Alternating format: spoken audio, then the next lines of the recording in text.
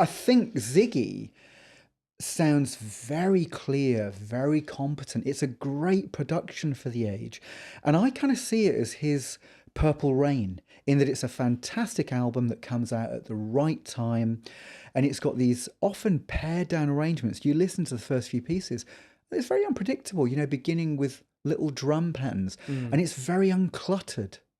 The production on that album, I think. I think maybe this is slightly contradicting you in this way, but what I was going to say, what springs to mind for me, is when I listen to it again, I'm surprised how conventional it is. Yeah, no, that's totally. Okay, in relation to not just the Roxy album and even the Slider, but also the rest of the Bowie cat. In fact, what came before and after it, Hunky Dory and Aladdin Sane. It's actually more conventional, isn't it? It's a more conventional heavy rock stroke folk rock. I mean, you can still hear the influence of from his singer-songwriter. Yeah. The songs are great. But I think apart from the first track, which for me is the outlier, 5 years, it's actually a surprisingly conventional rock and roll album. It is. And apart from near the end, they're surprisingly slow to medium tempo, because I always think of this as being quite an aggressive album. Well, but a lot City, of it, yeah. But a lot of it is actually quite medium tempo. It's quite a safe Bowie album. I mean, I love Space Oddity, Man Who Sold the World, fantastically off-kilter record, and Hunky Dory was almost Bowie's attempt to do a kind of a Plastic Ono band, a stripped down singer-songwriter record in the Bowie style. And again, it's one of my favourite Bowie albums. So this doesn't compete with me in terms of being a personal favourite, but it's almost like, apart from the imagery and the cover, this is Bowie reining himself in and making the right album at the right time, because you listen to Aladdin Sane and Diamond Dogs, and he's unleashed. Because he's firing off. By then, he's kind of got the mandate to do what he wants, hasn't he? So, I mean, correct me if I'm wrong, Hunky Dory wasn't a big success.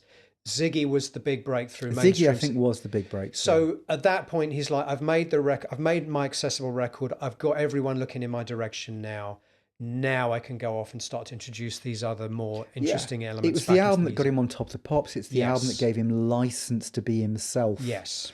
I think. So I really like it. It's really well done. And again, although it's safe, listen to Moon Age Daydream, and there are lovely little arrangement touches. Think it's safe, relatively safe in the context of his career, and safe perhaps when you compare it to an album like the Roxy debut. Absolutely. And the least safe element of it probably is his voice, which is, Ferry's voice is ultra quirky. Yes. Bowie's voice is still very passionate and quirky on this.